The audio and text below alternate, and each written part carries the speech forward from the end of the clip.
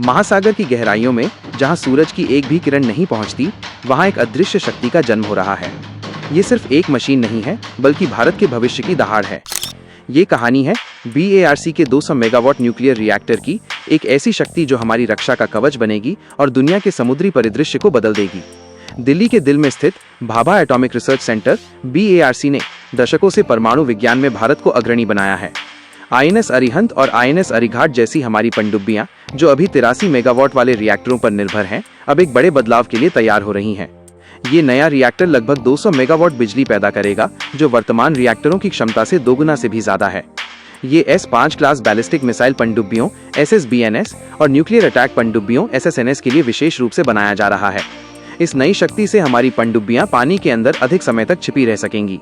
ये न सिर्फ उनकी सहनशीलता, एंड्योरेंस और स्टेल्थ को बढ़ाएगा, बल्कि भारत के सेकेंड स्ट्राइक, दूसरी वार की प्रतिक्रिया की क्षमता को भी अजेय बना देगा। जैसे जैसे हिंद महासागर और इंडो प्रशांत में भू राजनीतिक दबाव बढ़ रहा है, चीन जैसी शक्तियों के बढ़ते समुद्री प्रभाव का मुकाबला करने के लिए भारत को अपने रणनीतिक हाथों को मजबूत करना जरूरी है।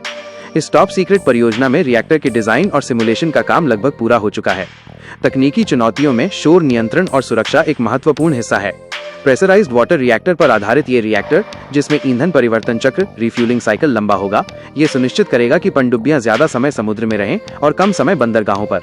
इस रिएक्टर के अस्तित्व से भारतीय नौसेना की ऑपरेशनल अवधि कई गुना बढ़ जाएगी। इससे सतह पर आने की जरूरत कम होगी, जिससे दुश्मन के रडार या उपग्रह से पकड़े जाने की संभावना कम हो जाएगी। ये सिर्फ एक तकनीकी प्रगति नहीं है, बल्कि एक प्रतिज्ञा है हमारे राष्ट्र की समुद्री सीमाओं की रक्षा की, भविष्य की पीढ़ियों को सुरक्षित समुद्र की विरासत देने की और दुनिया के उन समुद्री देशों की श्रेणी में खड़े होने की जो सागर की गहराइयों में वास्तव में अदम्य हैं। ये सिर्फ एक पनडुब्बी का उदय नहीं है, ये एक नए युग का उदय है, शक्ति, साहस और आत्मनिर्भरता का।